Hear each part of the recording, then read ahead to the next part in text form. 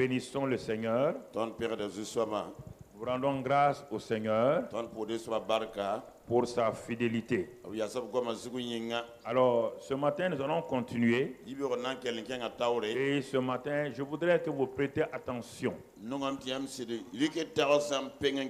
Parce qu'il y a beaucoup de choses que les gens entendent et écoutent, mais ne prêtent pas attention et ne descendent pas.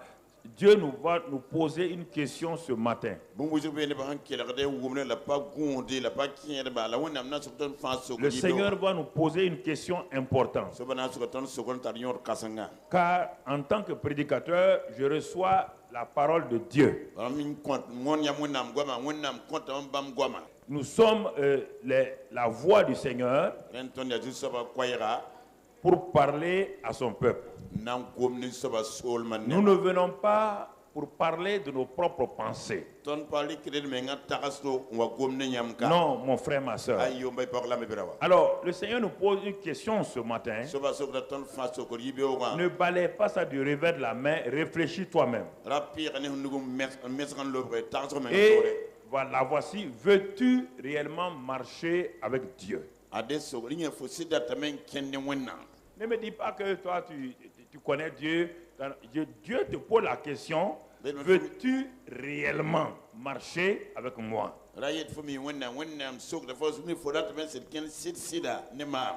On n'a pas dit, veux-tu être chrétien? Hein? On n'a pas dit si tu es sauvé. Hein? On n'a pas dit si tu es pasteur.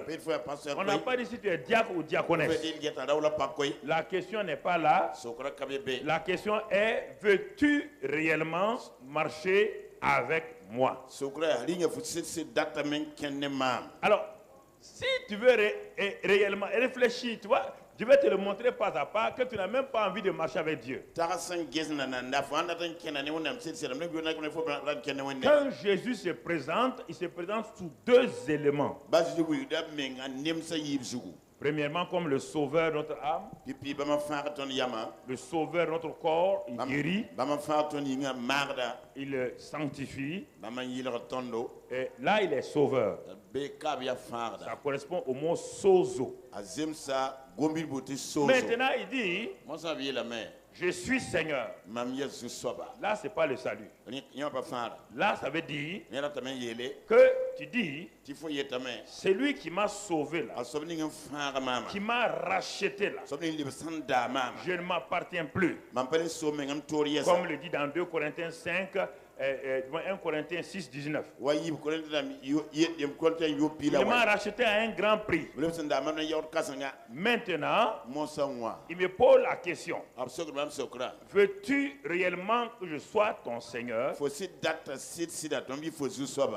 Il y a quelque chose que je vais vous dire avant de continuer qui fait beaucoup de mal aux chrétiens. C'est le pardon de Dieu qui trompe beaucoup de chrétiens. Les gens ont rabaissé le pardon jusqu'à un niveau où c'est simplement une tradition, une coutume.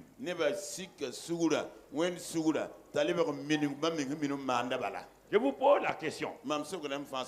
La Bible me dit qu'après avoir connu la vérité, si moi-même je pêche volontairement, et il n'y a plus donc d'espoir pour moi. Je veux que vous compreniez cela pour que vous... C'est ça qui fait que vous continuez à pécher parce que vous vous trompez sur le fameux mot, le pardon de Dieu. Écoutez-moi. Je suis pasteur chrétien. Je connais la vérité. La vérité m'a affranchi. J'ai dit à Jésus, tu es mon Seigneur. Et je me lève volontairement. Ce n'est pas, je vais me défendre. Je tue quelqu'un. Vous pensez que si moi je demande pardon à Dieu, il va me pardonner. C'est ça, hein? Je vous pose la question. Cette question-là qui vous trompe, qui fait que vous continuez à pécher, vous croyez qu'il va me pardonner? Ce n'est pas accidentellement. Je connais la vérité. Tu ne tueras pas. Je connais la vérité. Que Dieu me dit, la vérité t'a franchi. Je t'ai retiré, tu n'es plus meurtrier. Mais je me lève en disant comme Dieu pardonne tous les péchés. Je ne suis pas en guerre, c'est pas la guerre. Ce n'est pas une défense. Quelqu'un veut me tuer, j'ai répondu, c'est pas ça. Je m'assois, je réfléchis et je vais tuer quelqu'un. Vous croyez? Que quand je vais dire à Dieu, pardonne-moi, tu dois me pardonner. Vous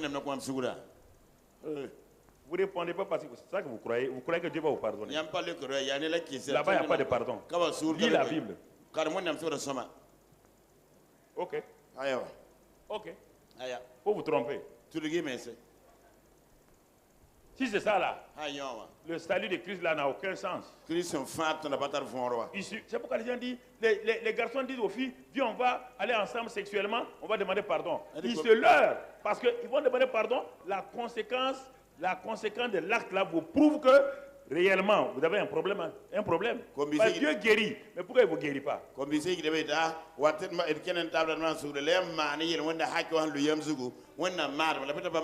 C'est ce christianisme artificiel qu'on a donné, on a vendu aux gens. C'est pourquoi ceux qui sont élevés en dignité, ceux qui ont de l'argent au poste là, ils font n'importe quoi, pensant qu'il suffit de faire ça, Dieu, c'est une erreur fondamentale.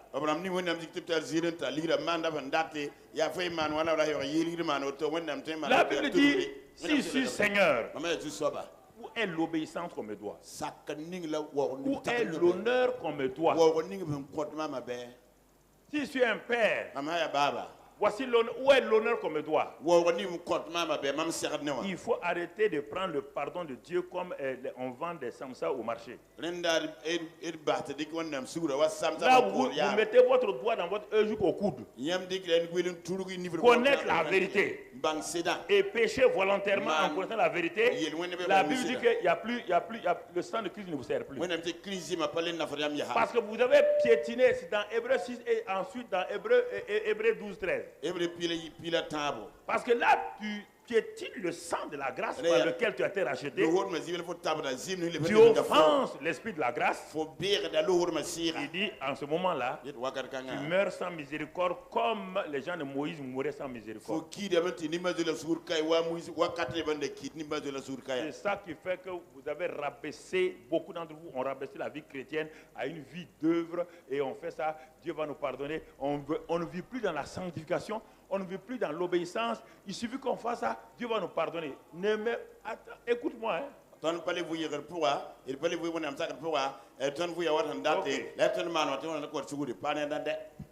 Jésus paye un grand prix comme ça. Pour que toi tu vives comme tu veux. Un pécheur, oui. Je pense que tu veux dire l'apôtre Paul. L'apôtre Paul dit quoi? Que lui, il tuait les chrétiens par ignorance. Il ne savait pas. Mais quand Paul est devenu chrétien, il a tué quelqu'un. Hein?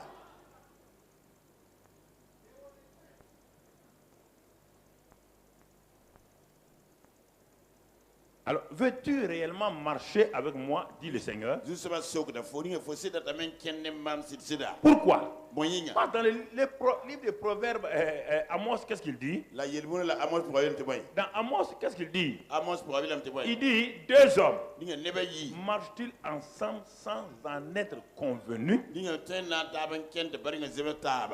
On te dit, Dieu rabaisse ça au niveau des hommes et au niveau de la terre. Est-ce que toi, tu peux avoir quelqu'un comme ami et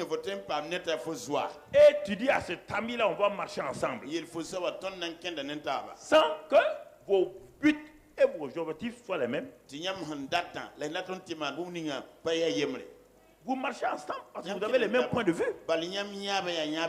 Vous vous soumettez l'un à l'autre. Et vous vous acceptez, c'est facile de marcher ensemble.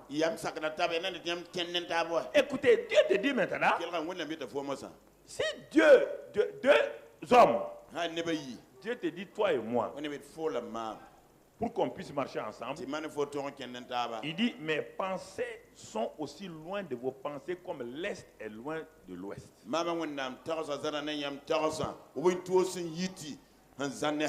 Il a dit à Ésaïe de nous le dire dans Ésaïe 55. Il le dit. Il dit mes pensées qui vont être mes paroles. Ce sont les pensées qui sont transformées en paroles.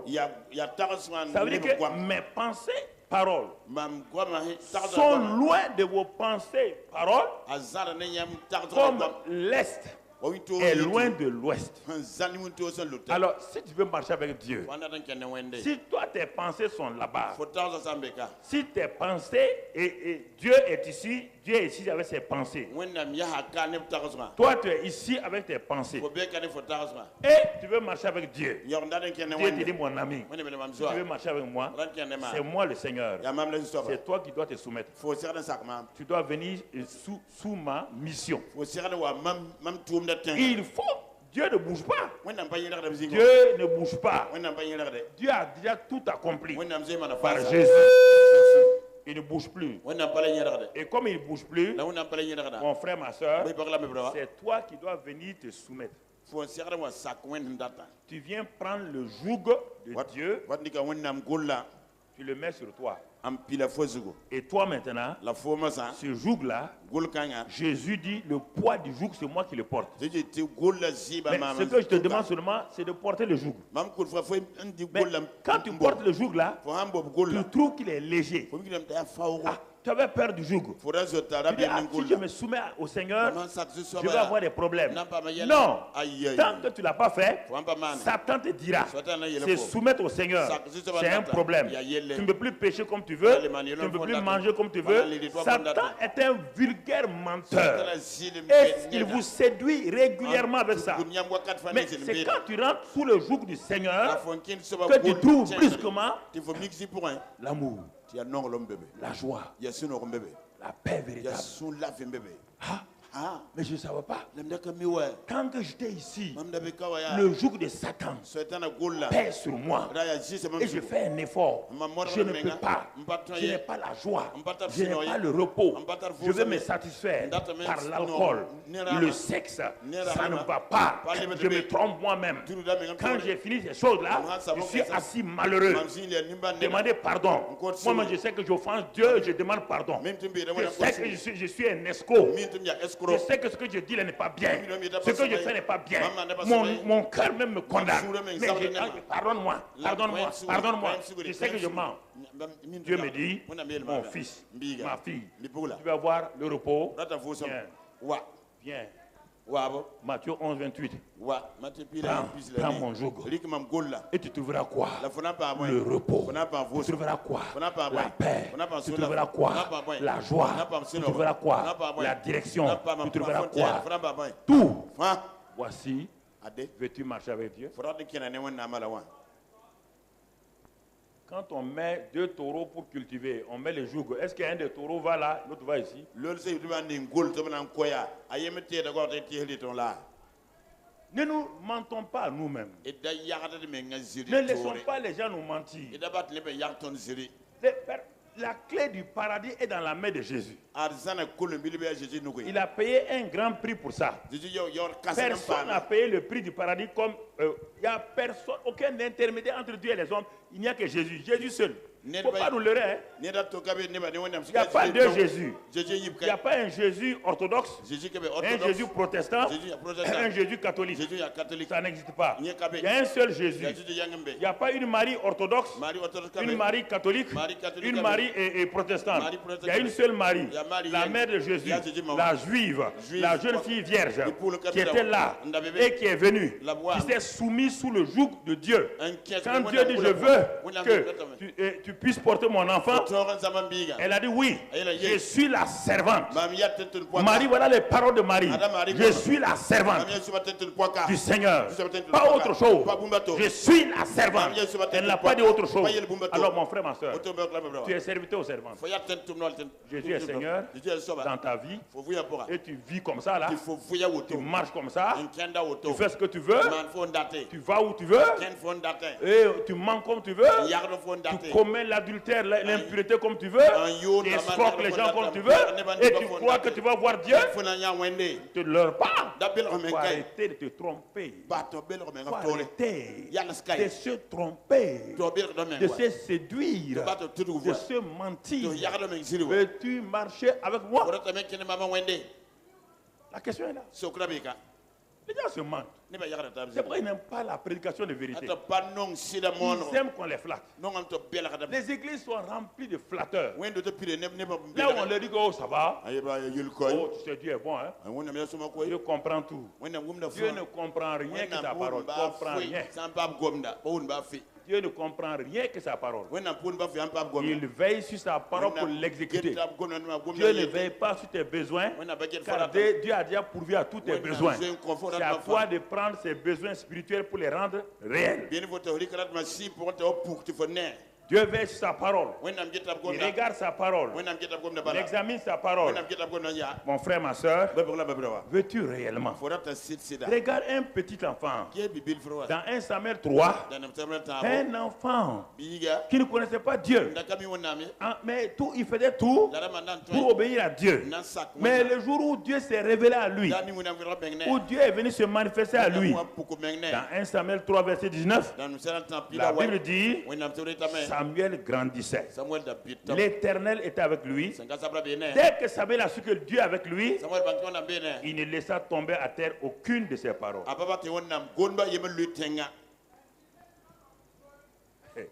Est-ce que vous entendez? Est-ce que vous comprenez?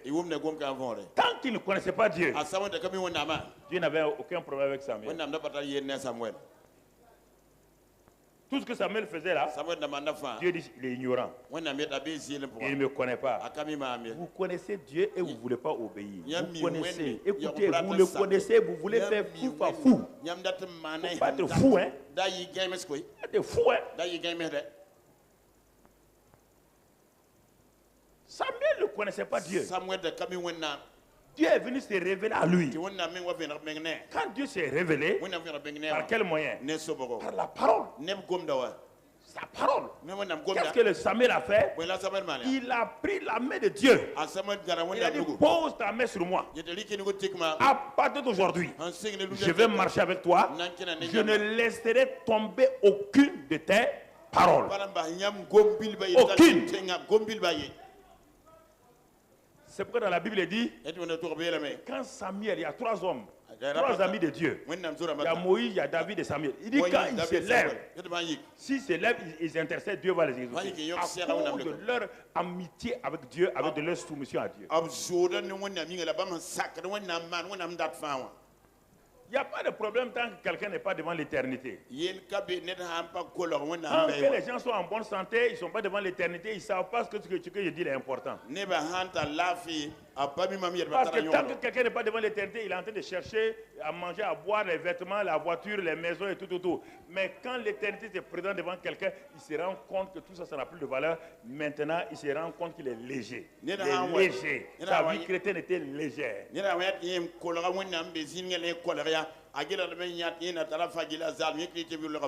En ce temps, l'ennemi te rappelle tous tes échecs, tous tes mensonges. Et maintenant, c'est tard. Parce que tu sais bien, l'ennemi te dit quand il te manque ce que tu fais là, il n'y a pas de problème.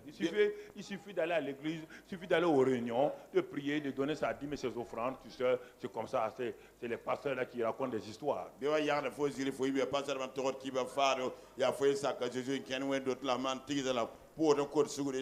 Parce que la grâce est plus sévère que la loi, mais la puissance de la grâce, c'est que c'est Dieu qui a fait. Et te dit à toi de prendre. Et ça, tu refuses. La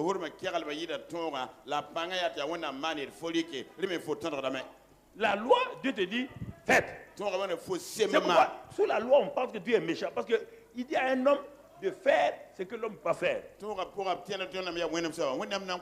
Effectivement, un à un, tous les hommes ont échoué. Il vient avec la grâce. Il a tout fait. Il donne la force. Et maintenant, j'ai tout fait. Tu donnes la foi. Fais. Là encore, tu refuses. Tu veux quel régime? La loi, tu ne peux pas. La grâce, tu négliges. Tu veux quel régime? Il n'y a pas un régime intermédiaire. Est-ce que vous allez réveiller votre intelligence? Est-ce que vous allez vous réveiller? Dieu nous a tout donné. On va le voir, Dieu nous a tout donné. Regardons ce que Dieu nous a donné. Le problème n'est pas là-bas. Regarde mon frère, ma soeur. Dieu a dit, pour notre salut là, il a dit, on a vu ça dans Tite 2:11, la semaine dernière, que la grâce sourde de salut pour tous les hommes. La grâce vient de Dieu. Et il a manifesté, c'est la source de salut. Et le salut, nous avons dit, c'est sozo. Ça veut dire salut de l'âme, guérison, délivrance, prospérité, tout. Et maintenant, dans Ephésiens 2:8-9, il est dit là-bas que nous sommes sauvés, ça vient, nous sommes sauvés par la grâce, par le moyen de la foi. Là, on voit deux éléments qui apparaissent. On voit la grâce et la foi. Mais là, nous sommes sauvés par la grâce et le salut là est obtenu par la foi. Mais où est-ce que je vais avoir la foi? Dieu me dit là-bas, c'est le don de Dieu. Cela ne vient pas de vous, afin que c'est le don de Dieu.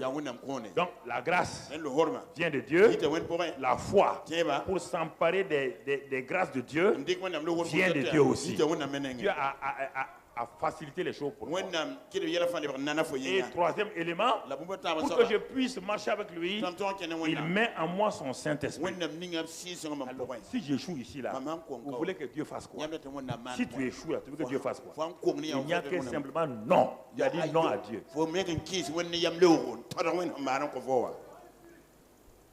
Tu as dit non? Réfléchis. Devant lui, tu ne peux rien dire. Rien. Alors, regarde bien. Cette grâce-là, on va aller un peu plus ce matin. On va aller pour que tu comprennes pas. Tu n'as pas l'air de saisir qu'est-ce que la grâce. Je vais te donner les pensées, paroles de Dieu pour toi et moi. Le problème, c'est que les gens raisonnent en termes de religion. Il n'y a pas de religion chez Dieu. Dieu n'a jamais donné une religion, ni protestant, ni catholique, ni orthodoxe, ni personne. Jésus n'a jamais amené une religion. Il a amené la vie. Le gars vous dit, je suis le chemin, la vérité, la vie. Vous transformez ça en religion. Protestant ou quoi? Jésus vous a dit ça. Il dit, nul ne peut aller au Père que par moi. Il n'a pas dit, nul ne peut aller au Père que par le protestantisme. Est-ce qu'il vous a déjà dit ça? Pourquoi nous sommes intelligents dans tout sauf dans la chose la plus importante? Quelqu'un te dit que pour que cette machine-là marche, mon frère, cette machine marche, mets l'eau là-dedans, fais ça, fais ça. Et toi, tu ne mets pas l'eau là-dedans, tu veux que ça marche. Ça ne marchera pas. Il ne t'a pas donné la religion du rafraîchissement. Il t'a donné une machine pour te rafraîchir. Dieu n'est pas venu donner une religion. Il est venu donner la vie de son fils. Il est venu donner la vérité de son fils. Mon frère, ma soeur, protestant, catholique, orthodoxe, quand vous allez arriver, vous n'avez pas obéi à ça, vous irez en enfer. Dieu s'en fout des religions. Pasteur ou pas, évêque, quoi. Si tu n'obéis pas à ce que Dieu dit, tu vas en enfer. Il ne faut pas s'amuser. Il ne faut pas vous tromper vous-même. Dieu dit, je vais sur ma parole. Je vais sur ma parole. Moi, je suis en train de vous prêcher. Si je m'amuse avec ça là, je m'en vais en enfer. Restez là. Il n'y a pas de garantie. Hein? Il n'y a pas de garantie. Alors Dieu me dit, qu'est-ce qu'il m'a donné? Alors, regardons ce que Dieu m'a donné. Regardons. Il dit, moi je suis esprit. Je suis le Dieu esprit. Quand je fais les choses, ce sont les choses en esprit que je fais. Ce sont les choses spirituelles. Spirituelles. Et maintenant, je donne la foi pour que la foi est un pont entre les choses spirituelles et les choses matérielles. Donc par la foi, tu plonges ta main dans le monde spirituel de Dieu et tu retires les choses là, tu les manifestes maintenant sous forme physique, matérielle. Entre le spirituel et le physique, il y a un pont qu'on appelle le pont de la foi. Il y a un bras qu'on appelle le bras de la foi. Sinon, il est impossible que le spirituel devienne physique. Il est impossible que l'homme de la terre puisse atteindre le Dieu du ciel. Mais la foi me permet d'atteindre le Dieu du ciel parce que le Dieu du ciel m'a donné cette échelle-là à moi pour que je puisse l'atteindre. Mais si je néglige ça, regardons pourquoi les chrétiens souffrent. Ephésiens 1:3, il dit que Dieu nous a bénis. Dieu veut te montrer. Regarde comment il te montrer 5 ou 6 choses. 5 ou 6 choses. Il nous a bénis. Écoutez, pas il va nous bénir. C'est pas le pasteur qui bénit. Dieu t'a déjà béni de toutes les bénédictions spirituelles dans les lieux célestes en Christ. Ça c'est le verset 3. Il dit en lui, il nous a prédestinés, il nous a élus avant la fondation du monde. Avant même que Christ ne vienne sur la terre, nous avons été élus, choisis, établis. Dieu m'a déjà béni dans les lieux célestes. C'est dans le monde spirituel que Dieu a fait ça. Donc, pour Dieu, il n'y a aucun problème pour toi et moi. Ça, c'est Ephésiens 1, 3, 4. Regarde le deuxième domaine où Dieu intervient encore pour toi. Colossiens 1, verset 13. Qu'est-ce qu'il est dit là-bas? Colossiens 1:13, il est écrit que Dieu nous a délivrés de la puissance des ténèbres et nous a transférés dans le royaume du Fils de son amour, en qui nous avons la rédemption, la rémission des péchés.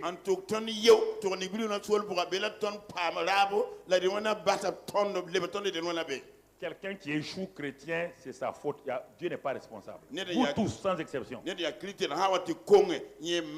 m'a béni de toutes les bénédictions spirituelles dans les lieux célestes. Il dit, concernant la délivrance, ce n'est pas un homme qui va te délivrer. Il dit, moi Dieu, je t'ai délivré de la puissance des ténèbres, de la puissance de Satan, de la malédiction, de tout. Tout. Je t'ai déjà délivré. Ça, c'est le négatif. Le positif, je t'ai transféré dans le royaume du Fils de son amour, en qui tu as déjà la rédemption, la rémission des péchés. Il n'y a aucun d'entre nous ici qui soit sous l'emprise du diable. Aucun. Démon, personne. Sauf on le veut, on reste là-dedans parce qu'on veut rester là-dedans. Aucun démon n'a le pouvoir de m'avoir, de me créer des problèmes. Aucun. Dieu ne suis pas dans son royaume. J'ai été transféré. Vous priez pourquoi? Vous priez pour chercher quoi?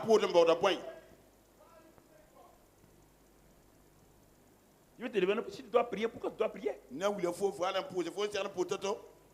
Troisième domaine, regardez comment tu souffres. Ah, les démons. Tu es déjà délivré, démons. Mais tu ne sais pas comment prendre ta délivrance. Et c'est la foi que Dieu nous a donnée. Regardons, frère. Troisième chose, Hébreux 10:10. Hébreux 10:10.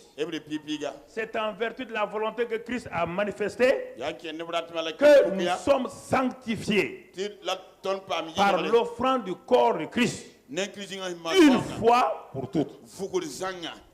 Toi, tu dis que tu luttes avec la sanctification. Menteur, menteuse. Menteur, menteuse. Tu luttes avec quelle sanctification? Avec laquelle? Laquelle? En offrant son corps. Le Père dit, mon fils a offert son corps comme une offrande à moi.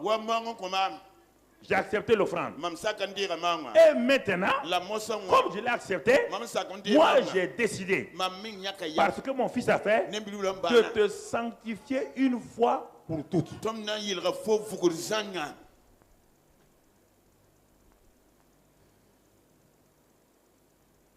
On te demande de chercher la sanctification.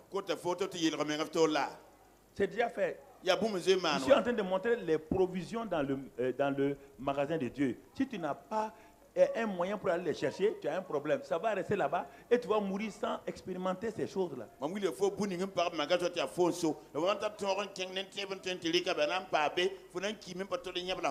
Des petites histoires inutiles à ne pas en finir parce que tu ne comprends pas la sanctification. Regarde par rapport à la sanctification, regarde le deuxième verset qui va te montrer ce que Dieu a fait. Mais quand tu t'assois, tu ne t'assois pas pour regarder ça. Tu passes, allons dans Romains 6,14. Romains 6,14. Pour montrer qu'est-ce que la sanctification là m'a donné. Qu'est-ce qu'elle m'a donné. Il dit, car le péché n'aura point de pouvoir sur vous. Pourquoi? Regardez. Regardez. Puisque vous êtes quoi? Vous êtes non sous la loi, mais sous la grâce. La grâce, Dieu a fait. La loi, vous devez faire. Quand vous êtes sous la loi, le péché avait un pouvoir. Mais quand tu découvres la grâce, Dieu a brisé le dos du péché. Par l'offrande du corps de Christ, tu as été sanctifié. Il dit en ce moment-là, ça n'a pas de pouvoir. Mais pourquoi ça a un pouvoir?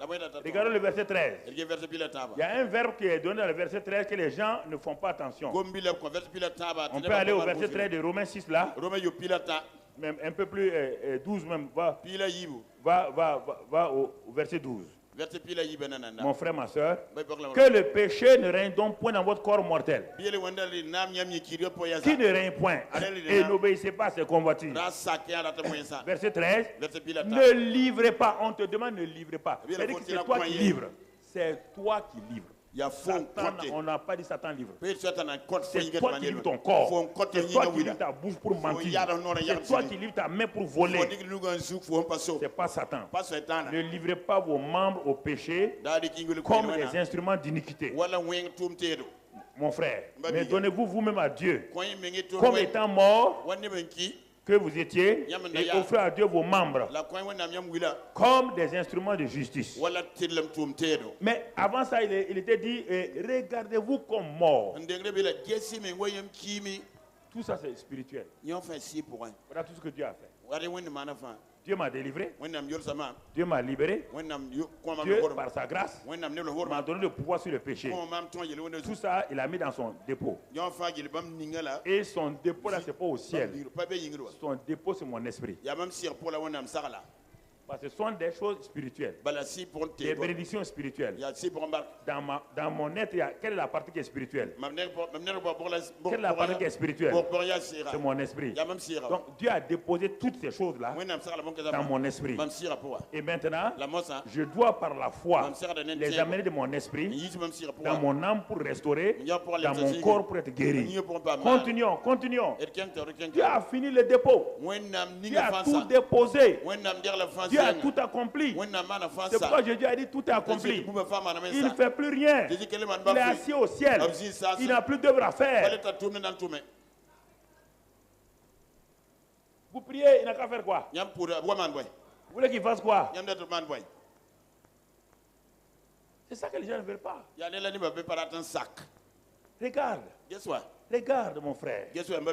Allons sur le corps physique. Nous tous, on se plaint, on est malade. Regardez le corps physique.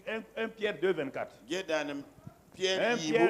Lui qui a porté nos péchés en son corps sur le bois. En son corps, il a porté nos péchés. Lui, à Jésus, qui par les meurtrissures, nous sommes guéris. Tout ça, Dieu a mis dans le dépôt. La guérison est dans le dépôt. Dans le magasin de Dieu qui est ton esprit.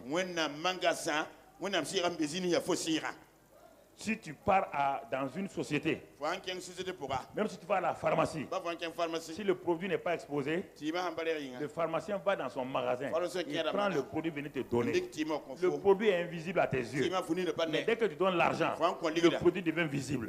La foi est l'argent du royaume des cieux. Si tu présentes ça, les magasiniers du ciel, le Saint-Esprit, sort le produit, te le donne. Te le donne. Te le donne. Vous plaignez, vous pleurez pour rien. Il n'y a rien. Quand lever tes deux yeux portés, il n'y a rien. Il n'y a rien. Oh Seigneur. Vraiment, c'est. Regarde. Regarde. 2 Corinthiens 8. Oui, on est dans la misère, dans la pauvreté. Moi, je préfère suivre la parole de Dieu que d'escroquer les gens près de riches. Il y a plein de chrétiens qui n'aiment pas la prospérité, mais sont des escrocs en vie. Ils vivent de corruption, ils vivent de manipulation. Je préfère croire la prospérité de Dieu que de croire à l'escroquerie. 2 Corinthiens 8, 9. Regarde ce que la Bible dit, car vous connaissez la grâce de notre Seigneur. La grâce, voilà encore. La grâce de notre Seigneur. Ouais, la grâce de notre Seigneur. Jésus-Christ. Et qu'est-ce qu'elle va nous donner cette fois-ci? Qu'est-ce que la grâce nous va donner cette fois-ci? Qui, pour vous, s'est fait pauvre, de riche qu'il était, afin que par sa pauvreté, vous fussiez enrichis. Alors, je pose la question. Chacun d'entre nous ici. Je ne vais même pas continuer. Je vais m'arrêter à ces quelques points-là. Faisons le point avant de continuer. Faisons le point. Toi, tu dis que tu es maudit. Dieu dit menteur. Moi, je t'ai déjà béni de toutes les bénédictions. Et mon fils a pris ta malédiction à la croix. Va lire dans Galates 3:13. Il a pris ta malédiction afin que tu sois béni. Donc, j'ai deux témoignages déjà. Éphésiens 1, Galates 3:13. Donc, tu ne peux pas dire que tu es maudit. Moi, je t'ai béni. Donc, sors. Est-ce que tu veux marcher avec Dieu? C'est que Dieu te dit là, c'est ça. Dieu te dit maintenant, on va commencer à marcher. 1. Je marche avec ceux qui savent qu'ils sont bénis. Qui acceptent ce que j'ai dit qu'ils sont bénis. Même si l'expérience quotidienne est le contraire. Le problème, c'est que vous croyez à vos expériences plus qu'à la parole de Dieu. Deuxième chose que Dieu a faite pour moi. Maintenant, il me dit quoi? On a vu que je suis délivré de la puissance des ténèbres. Ah, je veux délivrance. Je m'en vais ici. Je m'en vais là. On dit qu'il y a des hommes de délivrance. Dieu dit, laissez-la courir. Laissez-la courir. Comme elle ne croit pas que moi je l'ai délivrée, elle ne veut pas s'appuyer sur cette délivrance. Elle ne veut pas s'asseoir dans sa maison. Ouvrir la Bible. Dire, Dieu, tu m'as délivré. Ah, si elle ne croit pas ça, non, mon ami, elle n'a qu'à aller. Il n'a qu'à aller. Ils vont te mentir, prendre ton argent. C'est ça qu'ils font. Tous ces petits pasteurs-là qui vous flattent. Des gens qui ont échoué à tous les concours et qui s'enrichissent sur votre dos. Ils mangent vos poulets, ils vous mangent vos riz gras. J'ai vu, tu as vu quoi? Ziriwaya. Ça, c'est pas Siriwaya, c'est Ziriwaya. On va sortir un journal comme ça, Ziriwaya. C'est ça. Et donc, nous sommes délivrés. Nous sommes sanctifiés. Troisième chose. Ça te concerne et toi qui as la télévision, ça te concerne? Nous sommes sanctifiés. Par l'offrande du corps de Jésus. Le péché n'a pas de pouvoir. C'est pourquoi il a dit que le juste sait que le péché n'a pas de pouvoir. Mais le juste en marchant peut tituber. Il tombe, oui ou non? Mais le juste reste couché. Puisqu'il sait que le péché n'a pas de pouvoir, le juste fait quoi? Il se relève et il continue sa route. Et il continue sa route. Et c'est qu'il n'est pas vaincu. Il refuse de rester dans le péché. Il refuse. Pourquoi s'asseoir se tromper soi-même? Comment un homme intelligent va s'asseoir se tromper? Je vais faire ça. Tout le monde est tenté. Il n'y a pas un homme qui n'est pas tenté sur la terre. Tout le monde est tenté. Les femmes sont tentées, les hommes sont tentés.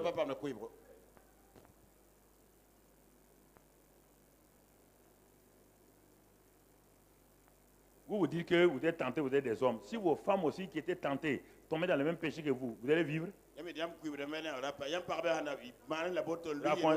Votre tentation elle est différente. Votre tentation là, c'est le démon à quatre cornes. La même tentation, elle dit que tous les hommes sont soumis à la même tentation. Tous les hommes sans exception. Tout le monde. Les pasteurs, les prêtres, les évêques, tout le monde est tenté. Tout le monde sans exception.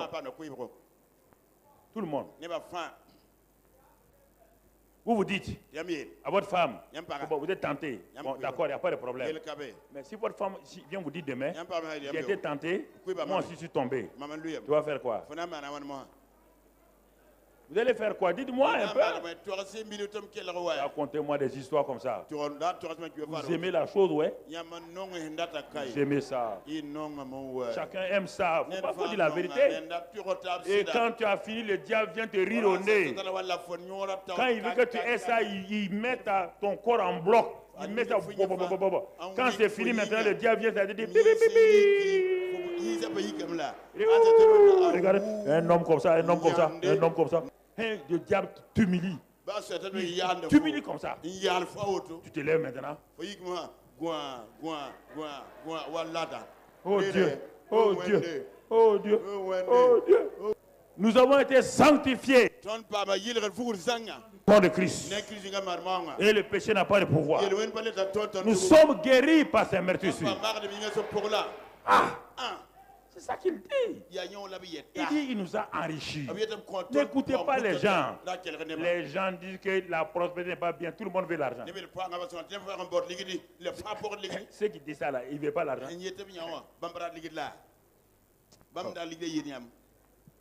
Est-ce que la prospérité n'a dit que tout le monde sera milliardaire? Non.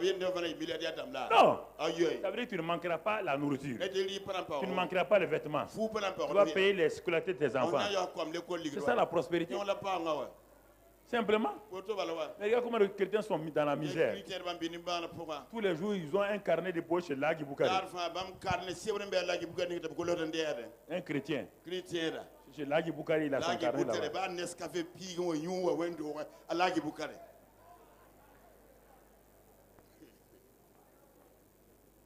Non, réfléchissez un peu.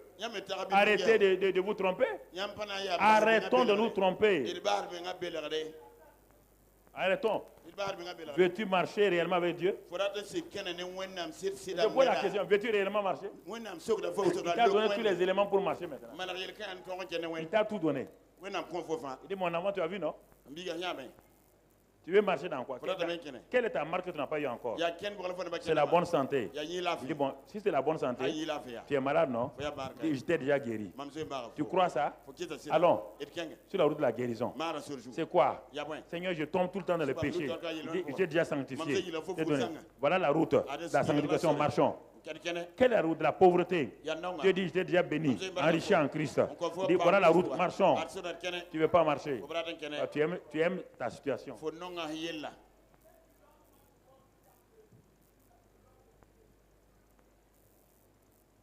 Je te laisse réfléchir. Ne sois pas malhonnête avec toi-même. Un homme doit être vrai avec lui-même. Tu comprends? Dieu, tout ce qu'on vient de citer là, Dieu a déposé tout ça dans notre esprit. Car Dieu est esprit. Les choses qu'il a fait dans le royaume des cieux est d'abord spirituel. C'est pas physique. Dieu a déposé tout ça dans notre esprit. Et 1 Corinthiens 6:17 dit que notre esprit et le Saint-Esprit sont un. Maintenant, le Saint-Esprit qui est dans mon esprit. Et il regarde. Il dit, mais il y a la foi qui est là, on va l'attendre. Le Saint-Esprit dit à mon esprit, on va attendre.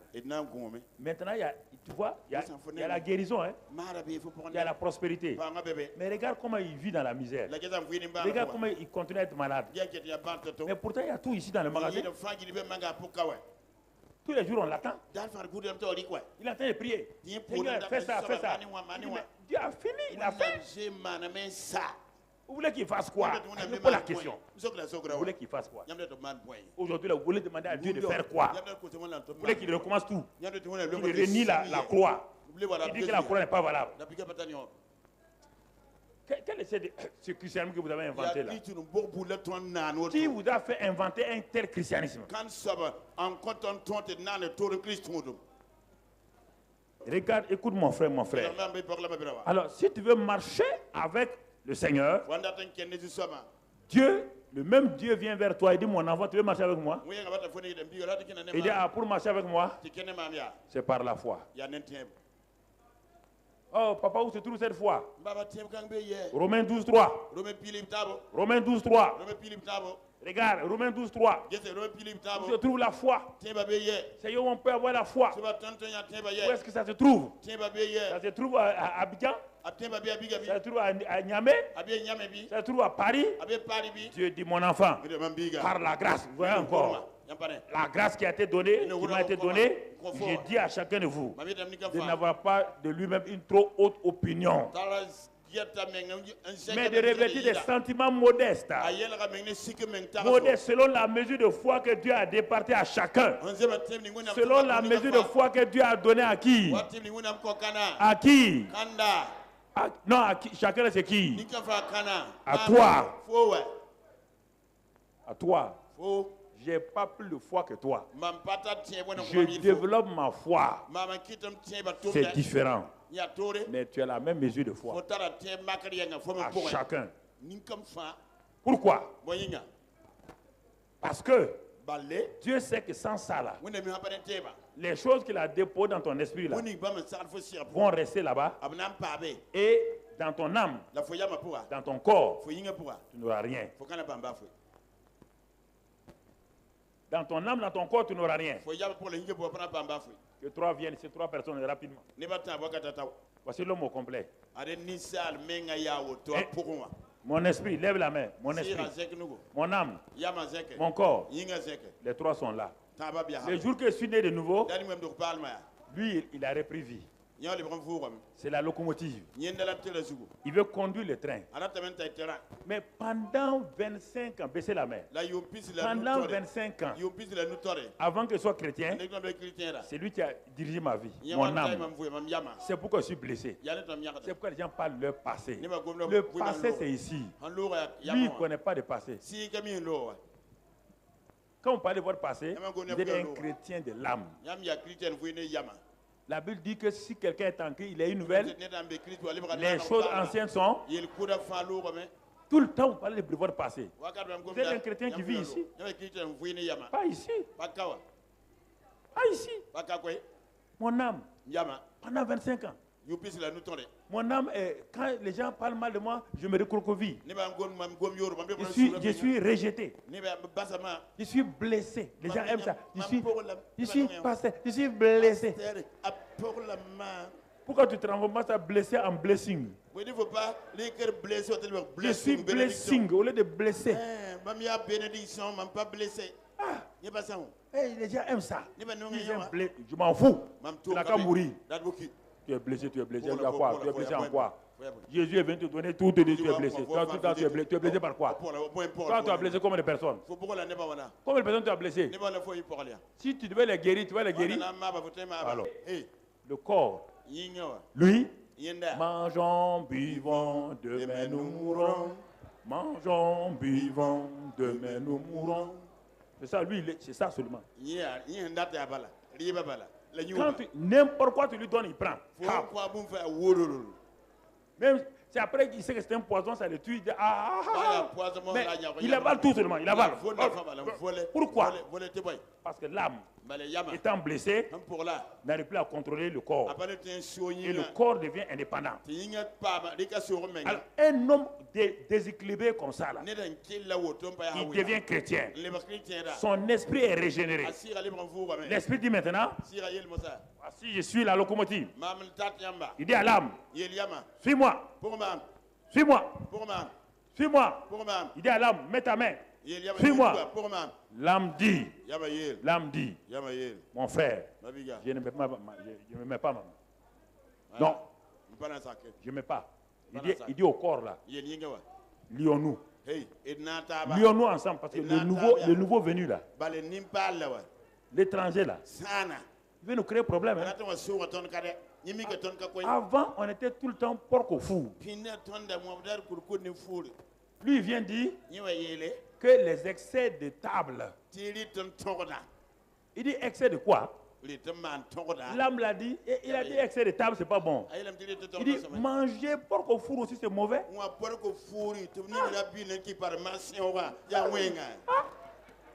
Ah, c'est mauvais ça. Il y a quoi? Écoutez, une jeune fille, elle est petite fille, mais elle couche avec tous les hommes. Grand gabarit, petit gabarit. Elle couche avec tous les hommes. Quand tu la vois, tous les hommes la connaissent. Maintenant, elle est née de nouveau. Son âme prend plaisir à ça. Son corps aime ça. Lui, il dit, sans la sanctification, nul ne verra le Seigneur. Il dit, quitte là, ouais. Comment? Dieu pardonne tous les péchés. Il dit au corps, il ne faut pas l'écouter. Hein. Lui, il veut gâter nos affaires. Il veut gâter nos affaires. Il veut gâter nos affaires. Alors ce chrétien-là, tant qu'il est comme ça, 50 ans, il peut avoir la paix. 50 ans, il a la joie. Voici votre problème. Voici votre problème. Voici votre problème. Jusqu'au jour où l'âme sera complètement découragée. Et comme le corps ne peut pas l'aider, il est coincé, oui ou non? Il est coincé entre qui et qui? Alors, il s'est tourné ici. Il ne peut pas l'aider. Un jour, il va faire quoi? On appelle ça le renouvellement de l'intelligence. Et il compte à faire quoi? Il se retourne là. Et qu'est-ce qu'il fait? Il pose la main. Et il dit à son corps, livre-toi comme un sacrifice vivant, saint, agréable, comme un culte raisonnable. Le corps met 1 kilomètre à pied, ça use, 1 kilomètre à pied. Ça use les souliers. Hey, hey, 1, 2, 1, 2, 1, 2, 1, 2, 1, 2. Allez-y, continuez. Alléluia. Alléluia. Alléluia. Alléluia.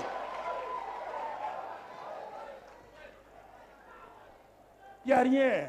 Vous voulez que je vous dise quoi? Vous voulez que je vous dise plus il y a quoi que je vais vous dire plus que ça? Il y a quoi? Vous voulez que j'enlève mon cœur là, vous montrer si c'est blanc ou pas blanc?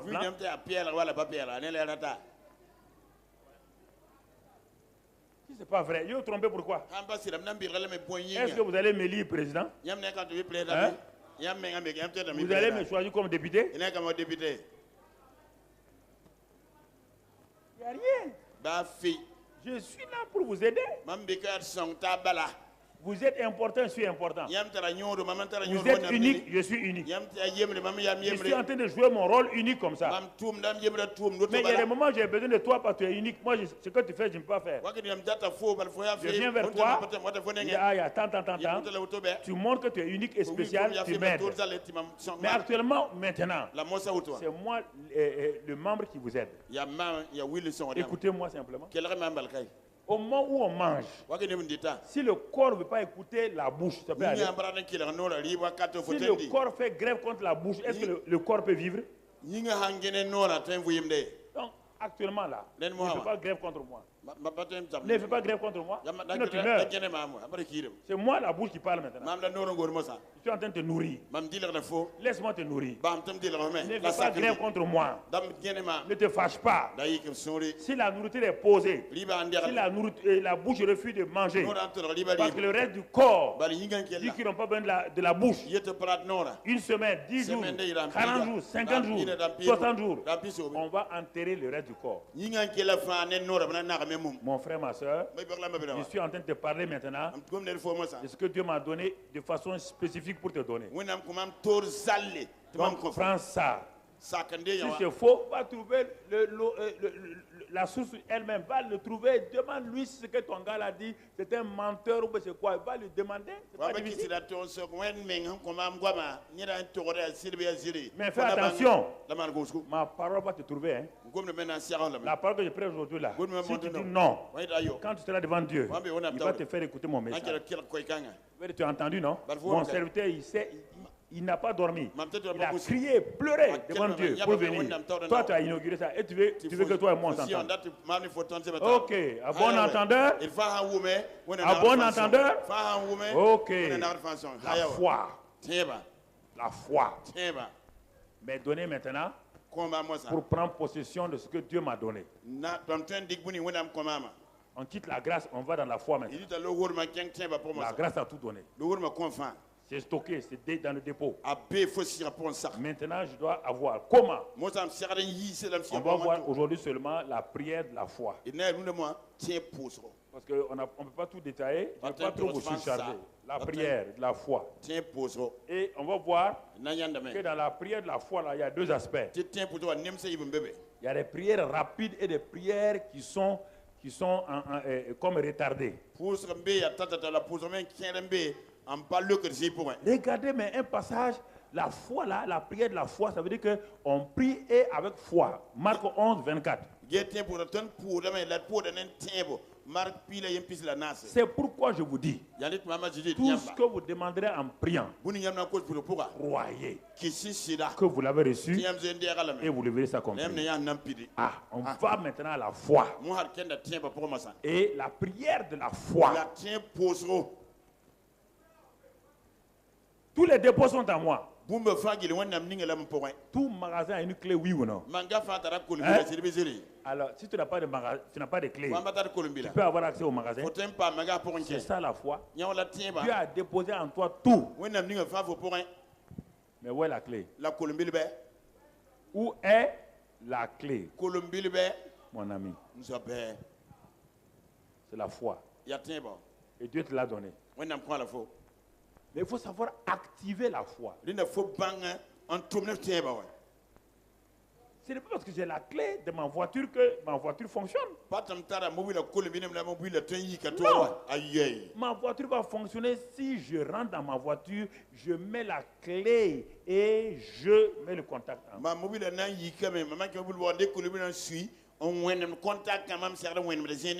Et en ce temps-là, j'ai activé ma clé. La foi toute seule ne marche pas comme le chlore tout seul ne fonctionne pas bien. Je vous ai dit que la vie chrétienne, Jésus a dit c'est du sel. Le sel de table, c'est la combinaison du chlore et du sodium. Le chlore tout seul est dangereux.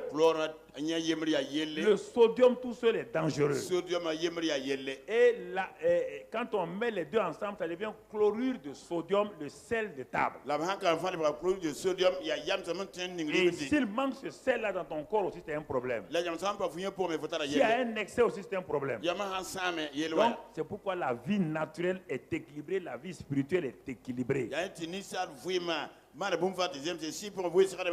Le chlore, c'est la grâce. La foi, c'est le sodium.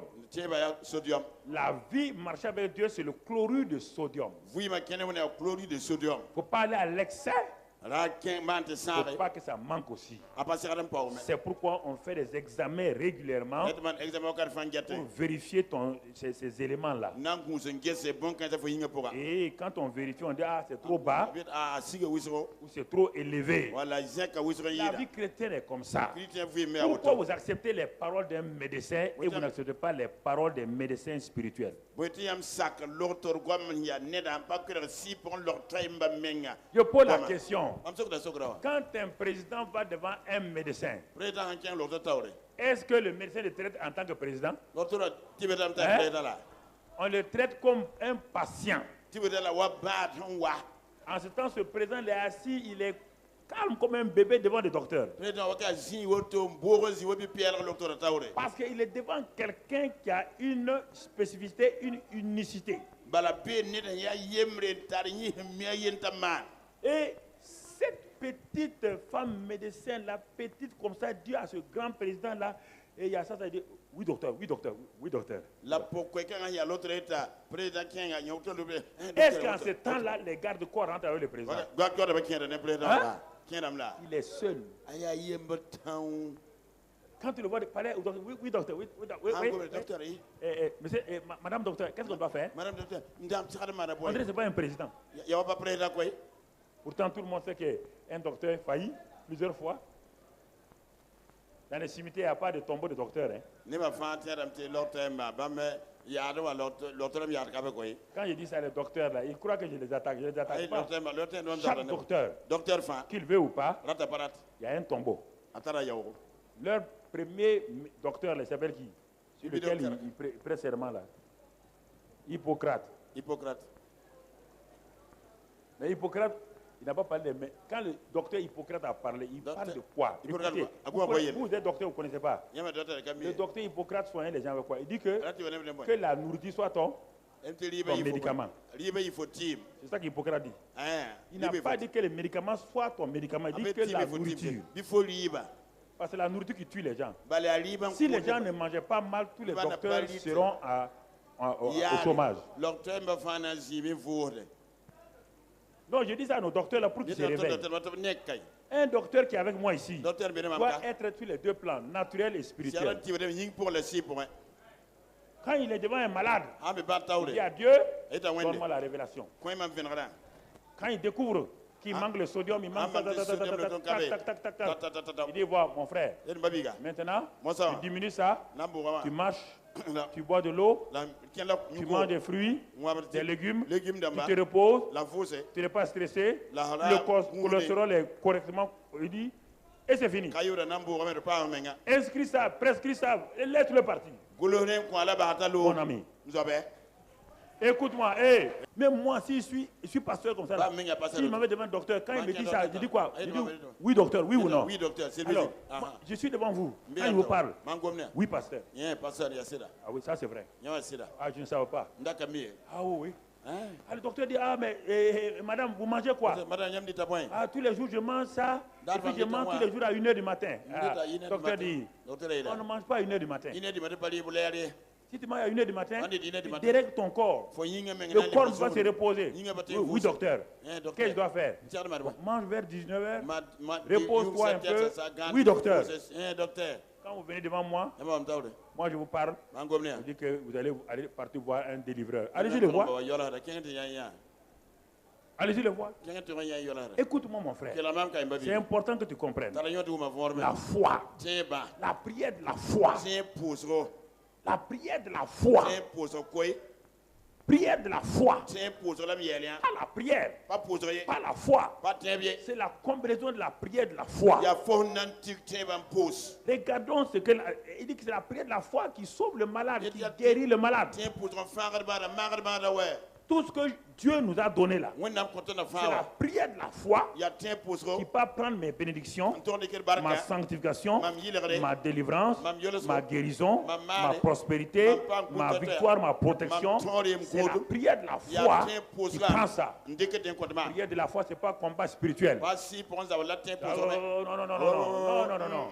la prière de la foi. Elle est si simple. Elle est simple. C'est pas crier. Non, mon frère. frères. Regardons, et cette prière-là, parfois elle a une réponse rapide, parfois elle a une réponse qui tarde. Allons dans l'Ancien Testament pour voir un exemple ce matin. Dans Daniel 9. Daniel chapitre 9, verset 1. Le livre de Daniel. La première année de Darius, fils d'Assuérus. Avance, on ne va pas citer lequel était devenu roi du royaume des Chaldéens. La première année de son règne. Moi, Daniel, je vis par les livres qu'il devait s'écouler 70 ans pour les ruines de Jérusalem. D'après le nombre des années dont l'Éternel avait parlé à Jérémie le prophète. Je tournais ma face vers le Seigneur Dieu afin de recourir à la prière et aux supplications. En jeûnant et en prenant le sac et la cendre. Verset 4. Je priais l'Éternel mon Dieu et je lui fis cette confession. Seigneur, Dieu grand et redoutable, toi qui gardes ton alliance et qui fais miséricorde à ceux qui t'aiment et qui observent tes commandements. On va s'arrêter là. Alors j'ai introduit le sujet, la prière de la foi. Donc, regardons ici. Daniel va se baser sur quoi? La foi ne crée rien, La foi est liée à ce que Dieu a fait, ce que Dieu a dit. La foi ne crée rien par elle-même, elle n'a pas ce pouvoir.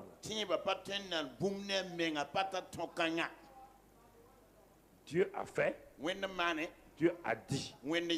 C'est sur ça que je me base pour activer ma foi. L'exemple est devant nous. 70 passés, des années passées, un prophète, Dieu a dit à un prophète appelé Jérémie, à cause de sa désobéissance, mon peuple ira esclave à Babylone. Et ils seront 70 ans esclaves à Babylone. Mais Dieu ne s'est pas arrêté là-bas. Quand les temps seront accomplis, moi-même Dieu, je viendrai vers eux. Car j'ai des projets, j'ai des victoires pour eux. Mais tout cela doit se réaliser à Jérusalem. Écoutez ce matin, bien-aimés enfants de Dieu. Voici quelqu'un qui a péché. Et le jugement le frappe. Il est amené en déportation à Babylone. Toute la jeunesse est partie là-bas. Et un prophète a parlé. Il a parlé la parole de Dieu. Jérémie était comme moi et toi. Il n'avait pas 4 oreilles. C'était un homme qui parfois même se rébellait. Il a dit 70 années. Quand les 70 années vont venir, il dit ils doivent prier dans Jérémie 29. Quand ils vont prier, Dieu va venir. Quand Dieu viendra, il va les sortir. Parce qu'il a des grands projets pour eux. Le problème n'est pas le fait de la déportation. Le problème n'est pas le fait que tu as des difficultés maintenant. Ça, tes difficultés là, tu les as cherchées toi-même. Mais la grâce de Dieu te dit, comme tu as cherché tes propres problèmes, moi je voulais te laisser, tu as refusé mon parapluie. Mais à cause de mon amour pour toi, je ne te laisserai pas dans cette situation. Mais il me dit, écoute-moi bien. Voici le temps. Voici comment tu dois faire. Alors, quand ils sont allés en déportation, le roi de Babylone, les rois de Babylone ont trompé le peuple, ont commencé à leur donner des femmes, ils ont oublié. C'est ça le problème des chrétiens. Ils ont oublié leur Dieu. Le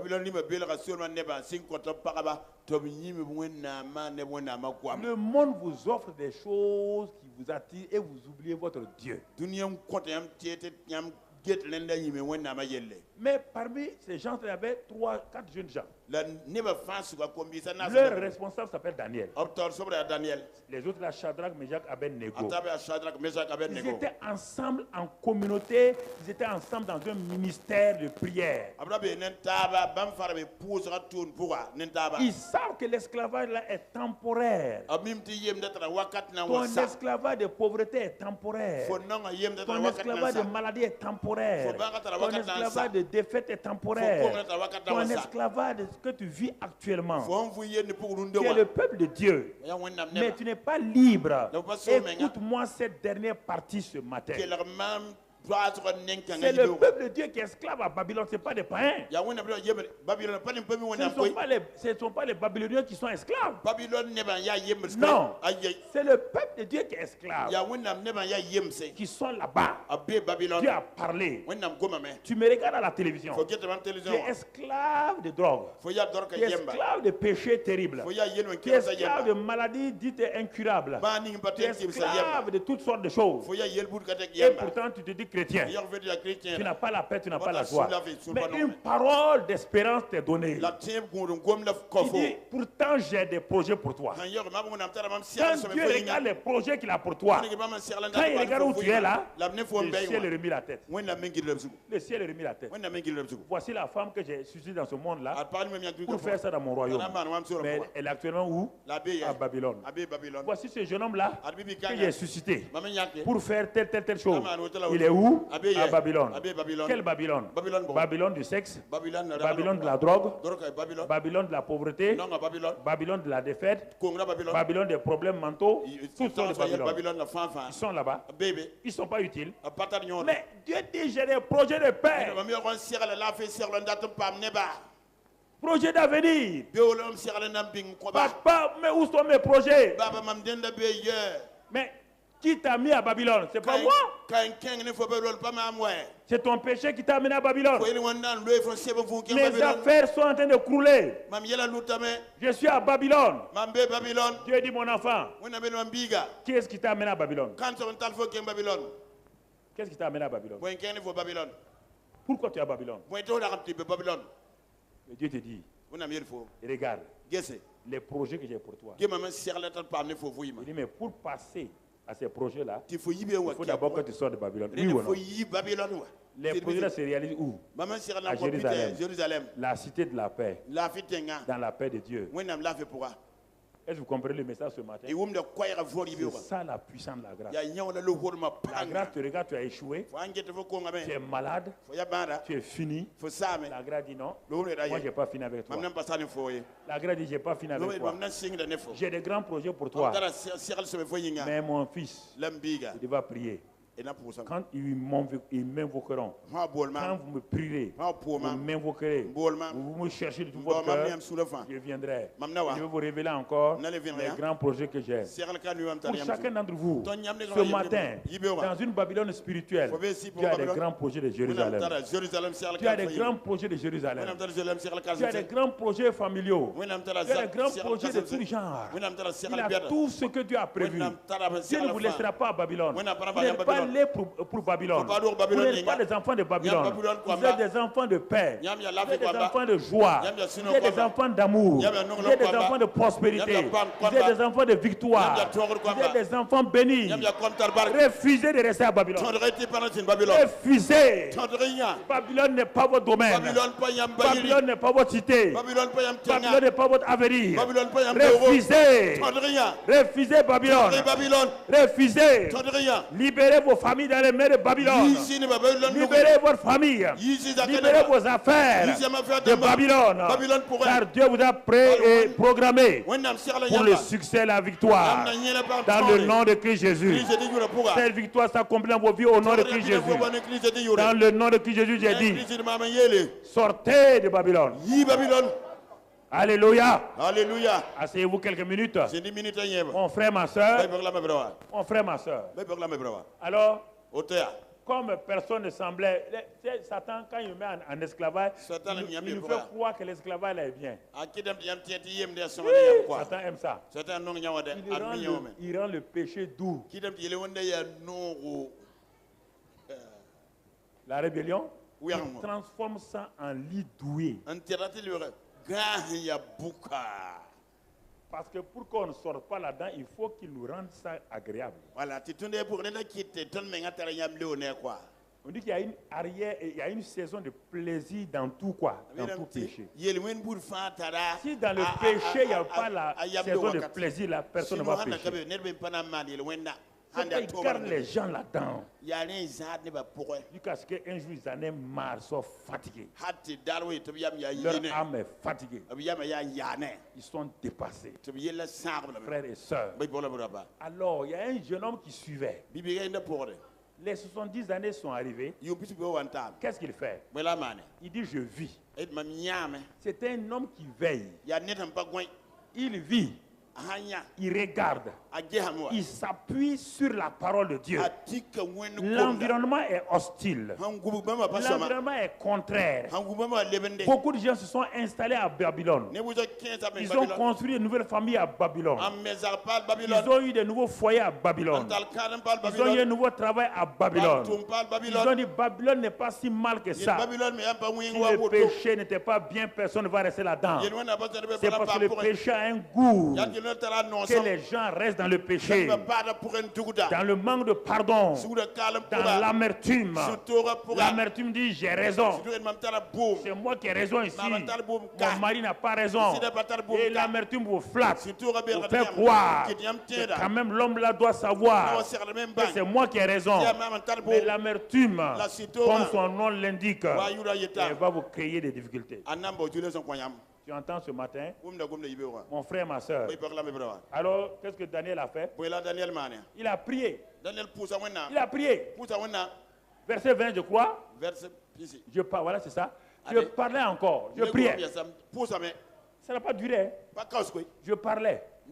Je priais. Je confessais mon péché et le péché de mon peuple. Et je présentais mes supplications à Dieu en faveur de la sainte montagne de mon Dieu. Verset 21. Qu'est-ce qui se passe? Je parlais encore dans ma prière quand l'homme Gabriel, pas de l'ange, quand il est venu sur la forme d'un homme, il dit que j'avais vu auparavant, c'est-à-dire que j'avais déjà vu précédemment dans une vision s'approcher de moi d'un vol rapide au moment de l'offrande du soir.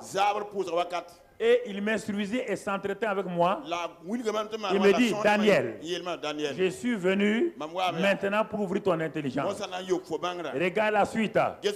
Lorsque tu as commencé à prier, la parole est sortie et je viens pour te l'annoncer car tu es un bien-aimé, etc.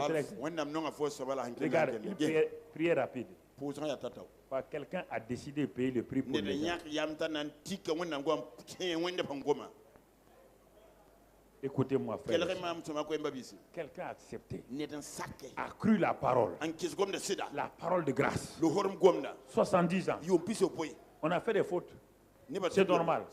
Mais Dieu ne nous a pas oubliés. Il ne nous a pas abandonnés. Dieu n'abandonne pas les gens. Mais c'est ton propre péché qui t'a amené dans Babylone. Mais Dieu prophétise sur toi, il parle sur toi. Il dit, quand tu vas comprendre l'importance de ton acte, quand tu vas te repentir profondément, je viendrai te sortir. Mais si tu aimes ça, tu vas rester là-dedans. Ça dépend. Est-ce que vous aimez Babylone?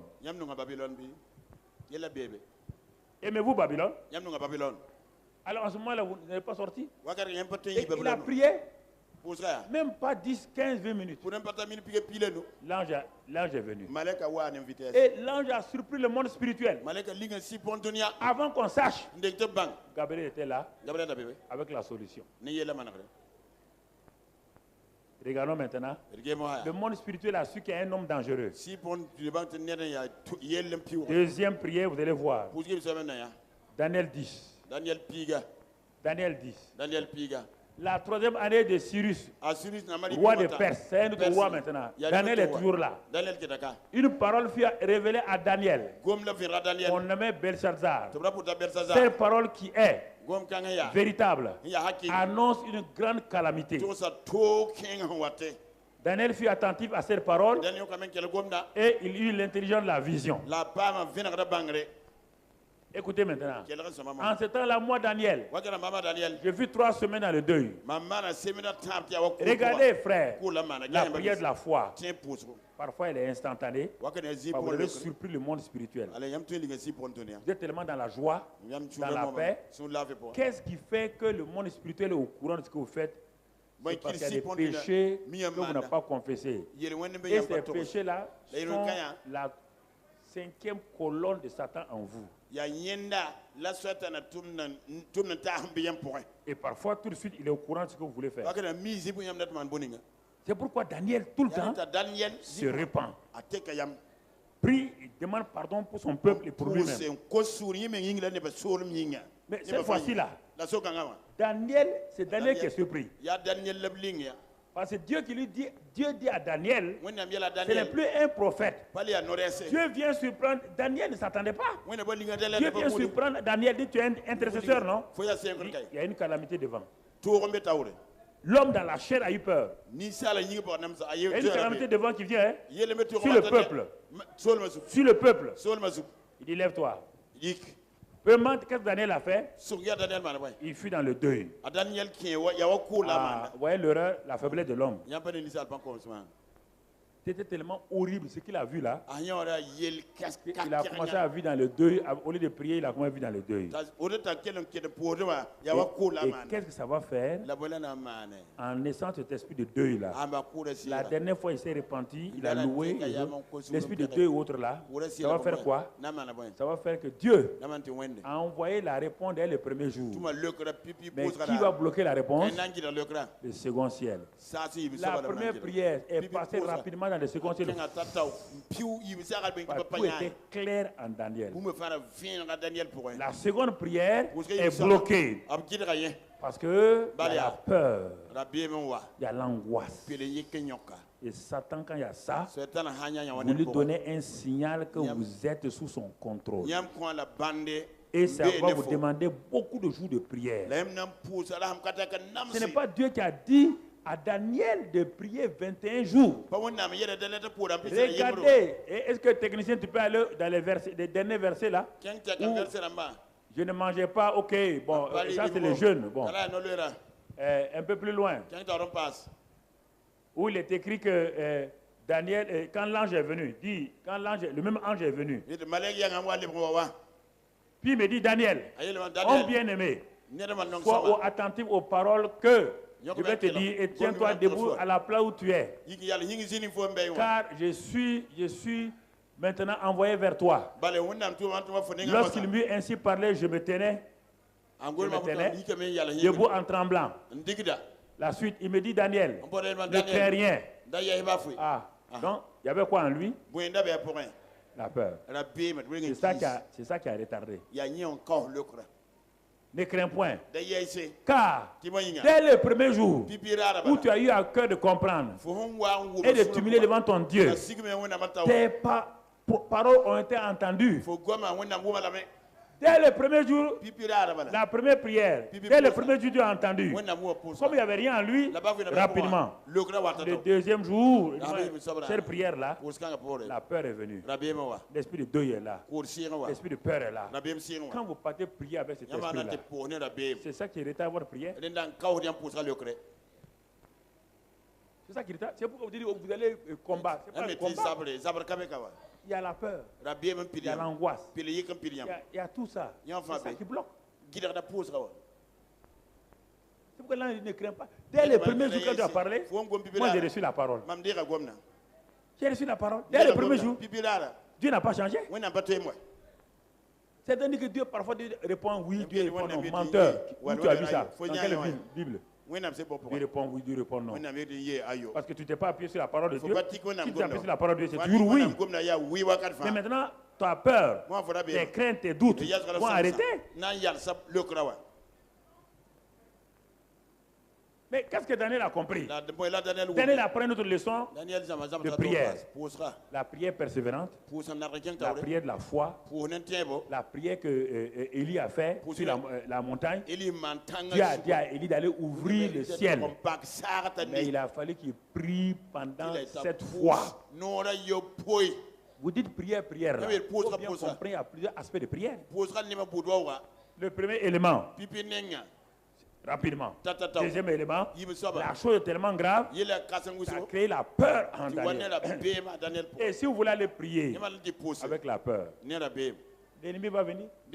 La peur est la nature de l'ennemi. Si c'est en vous, automatiquement, il sait vous localiser. Il sait vous localiser. Si quelqu'un met en vous une puce, il y a toutes les informations. Dans n'importe quelle partie du monde où tu es, on te localise. Si on veut te détruire, c'est pour avec le téléphone, les gens détruisent. Ils vont localiser la personne là où elle est. Son numéro tout autour. Dès qu'il déclenche, ça saute. Satan te localise à cause de tes peurs, de tes angoisses, des péchés non confessés. Quand il te localise, bien qu'il y ait des projets, il vient bloquer. 21 jours. La suite l'a dit quoi? Le chef du royaume, le Perse, m'a résisté 21 jours. Il m'a résisté. Mais heureusement, Daniel a continué à faire quoi? À prier. Et quand toi tu pries une semaine, ça ne va pas, tu abandonnes. L'ange retourne avec la bénédiction. L'ange retourne avec la bénédiction.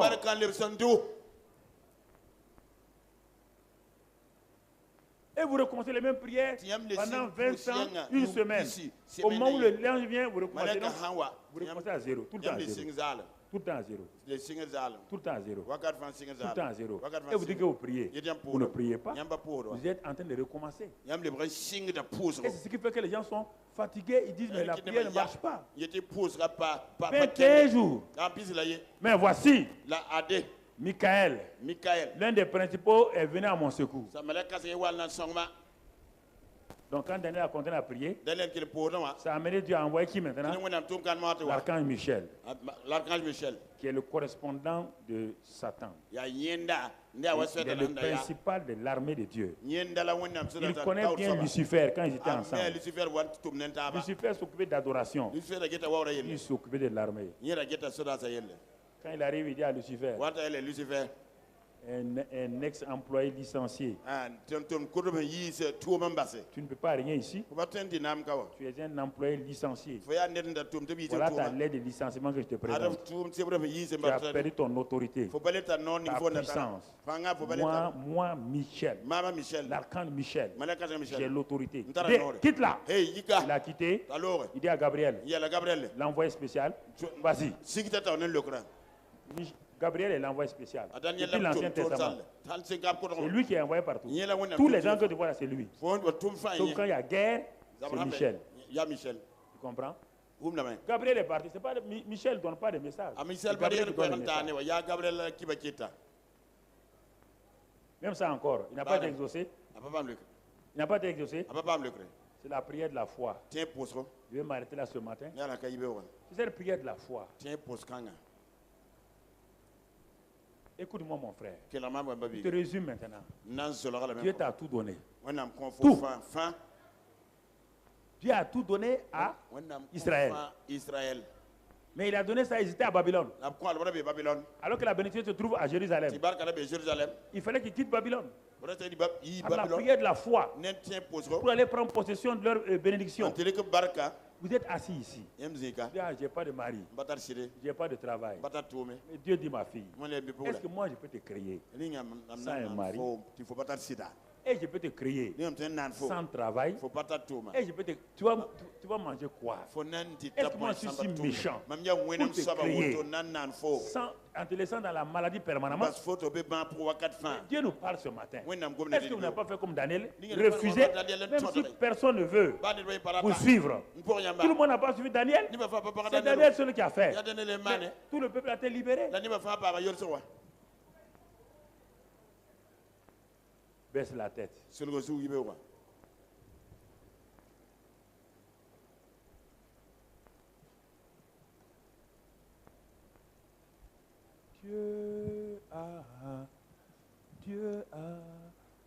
Dieu a tout donné.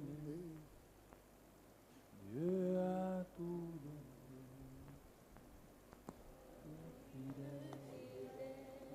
Pas trop d'instruments. Doucement. Dieu a tout donné. Dieu a tout donné. Car il est fidèle.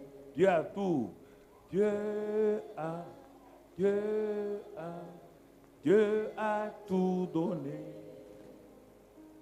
Dieu a tout donné. Car il est fidèle. Car il est fidèle. Pour la guérison maintenant. Dieu t'a guéri. Dieu t'a guéri. Dieu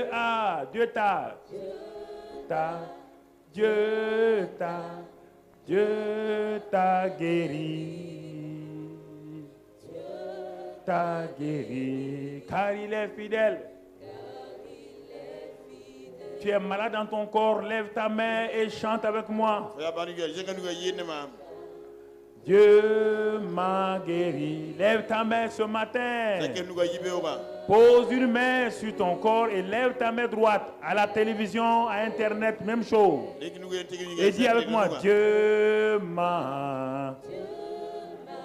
Oh, Dieu m'a guéri. Oh oui. Dieu m'a guéri. Car il est. Quoi? Prends possession. Dieu m'a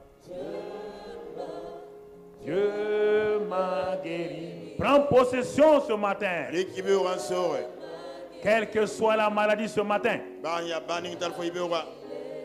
Il est fidèle, il t'a guéri. Dieu m'a. Satan, tu n'as pas le pouvoir sur ses corps. Ces corps ont été rachetés par Jésus. Et la maladie a été placée sur Jésus. C'est pourquoi ce matin, j'exerce l'autorité. Je dis aux maladies, infirmités, tous ceux qui sont à la télévision, à Internet, ceux qui sont ici maintenant, j'exerce l'autorité au nom de Christ Jésus. Je commande, esprit d'infirmité, libérez ces corps au nom de Christ Jésus. Jésus les a déjà guéris. Jésus les a guéris. Esprit d'infirmité, libère les corps. Libère les corps. Libère les organes. Libère tout organe malade. Dans le nom de Christ Jésus. Recevez la guérison. Recevez, prenez votre guérison. Quittez Babylone. Entrez à Jérusalem avec votre guérison. Il m'a guéri maintenant. Par ces meurtrissures, j'ai reçu la guérison. Maladie, tu n'as plus le pouvoir sur moi. Ton pouvoir est brisé. Ton pouvoir est brisé. Mes yeux, tu es guéri. Mes jambes, tu es guéri. Toute forme de cancer, tu es guéri, tu es parti. Quelle que soit la maladie ce matin, Dieu t'a guéri. Prends possession. Prends possession. Prends possession ce matin. Rends grâce au Père. Prends possession de ta guérison, c'est pour toi. C'est un cadeau du Père. C'est un don, il te l'a donné. Fais-le sortir de l'esprit, mets dans le corps. Qui a ton corps, la partie qui est malade, reçois la guérison. J'ai pris possession de la guérison. Maintenant, pancréas ou foie, sois guéri. Reçois la guérison. Les nerfs optiques, sois guéri. Parle maintenant. Ne dis pas Dieu te guérit. Prends possession.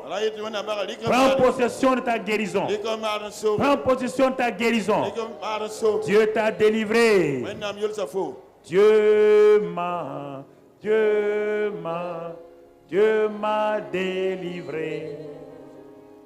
Dieu m'a délivré. Car il est fidèle.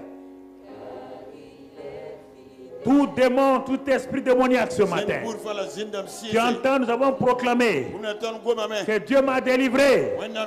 Esprit de folie, esprit de suicide, esprit impur, esprit de sorcellerie. Nous te réprimons ce matin parce que nous avons été délivrés de ton emprise. Esprit, sors. Sors de ses corps. Libère ses corps. Dans le nom de Christ Jésus. Ce matin, libère les corps. Libère les corps. Dans le nom de Christ Jésus. Parce que Dieu les a délivrés de la puissance des ténèbres. Et oppression des démons sur toi. Esprit de mari de nuit. Esprit de mort, de suicide. Partez dans le nom de Christ Jésus. Dieu m'a délivré. Esprit d'impureté qui t'oppresse maintenant. Esprit de peur. Dieu m'a délivré. Esprit de colère. Esprit de meurtre. Dieu m'a délivré. Élève ta voix et chante. Dieu m'a délivré comme action de grâce. Car il est fidèle. Une fois encore, Dieu m'a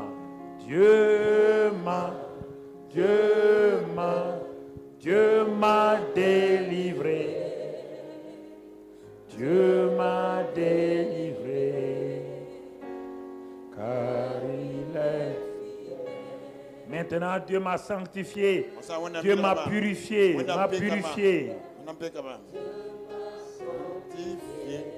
Maintenant, crois ça. Tu es dans ce cas-là. Tu es dans ce cas maintenant ce matin. La sanctification est ton problème. La purification est ton problème. Par l'offrande du corps de Jésus. Dieu t'a sanctifié. Alors ce matin, prends possession de ta sanctification. Je ne peux pas prier pour toi, c'est toi qui prends possession de ta sanctification.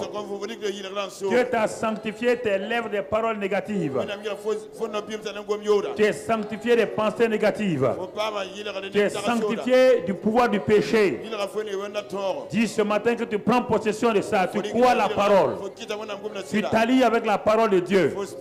Tu crois la parole de Dieu. Seigneur, tu m'as sanctifié.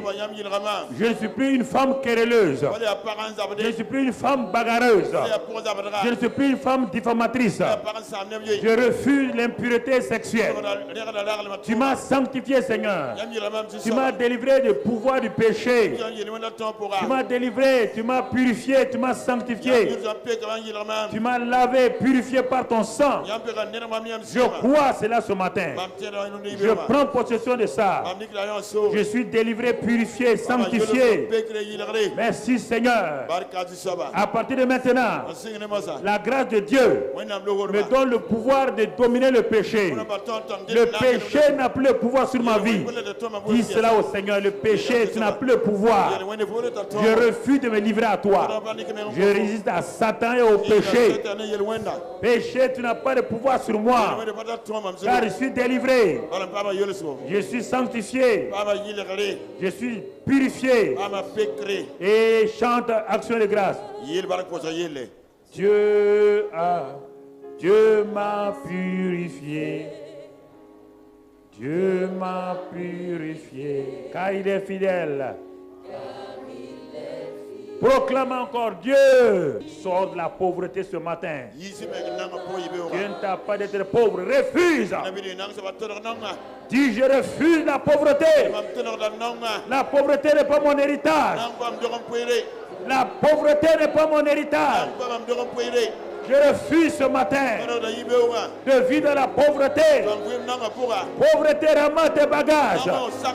Éloigne-toi de ma maison. Esprit de pauvreté, pars. Esprit de pauvreté, libère ma maison. Libère mon travail. Libère mes enfants. Libère mon foyer. Esprit de pauvreté, libère mes affaires. Pourquoi? Parce que le Seigneur m'a enrichi. Jésus s'est fait pauvre pour que je sois enrichi. Alors si tu crois ça, chante avec moi. Dieu m'a enrichi. Quoi ça? Dieu m'a enrichi. Tes affaires vont commencer à monter.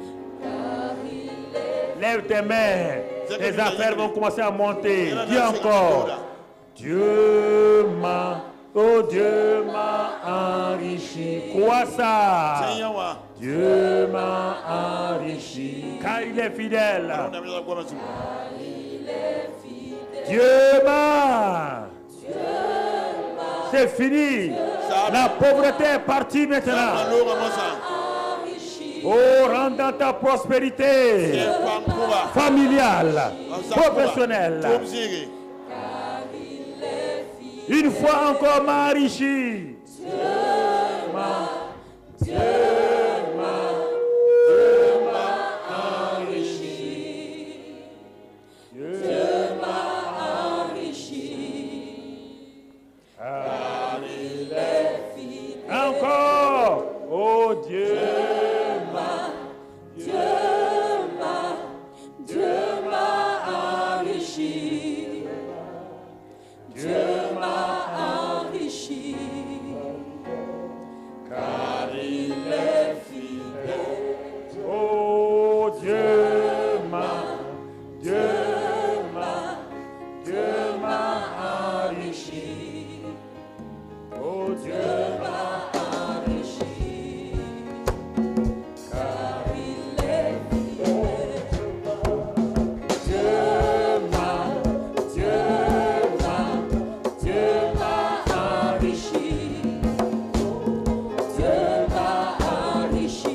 enrichi. Car il est fidèle. Dieu m'a enrichi. Dieu m'a enrichi. Car il est fidèle. Dieu m'a enrichi. Dieu m'a enrichi. Car il est fidèle.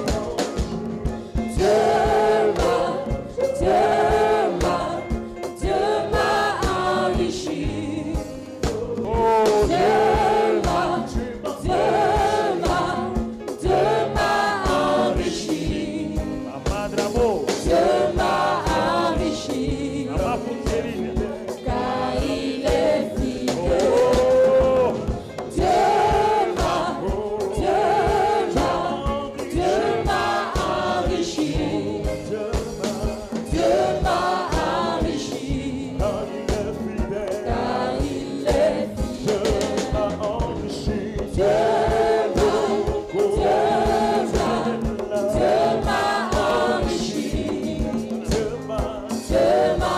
enrichi. Car il est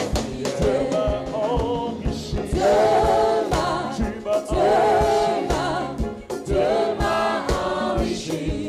Il t'a enrichi. Dieu m'a enrichi. Car il est fidèle. Oh Dieu m'a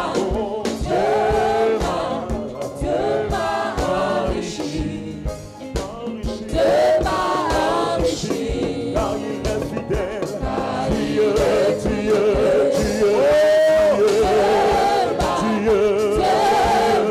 Dieu m'a enrichi. Oh Dieu m'a enrichi.